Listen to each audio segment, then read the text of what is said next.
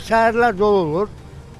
Bu indi biraz azdır. Axşamlar yenə dolu olur. Geç gəlir ona görə. İndi oturmuşum elə 107 gələcəm. Ağır işləyir da, yəni avtobuslarda köhnədir. Bugünkü müasir tələblərə cavab vermir. Ona görə sərnişinlər məcbur olur başqa marşrutlara, məsələn 150-dən istifadə edir. Çox adam olur.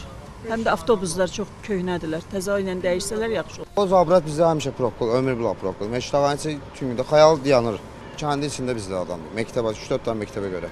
Avtobuslar normaldır. Bilirsən yollar bağlayırlar, açırlar. Bu ilə əlaqədar olublar yubanırıq. Belə 12 dəqiqə ilə işləyirik.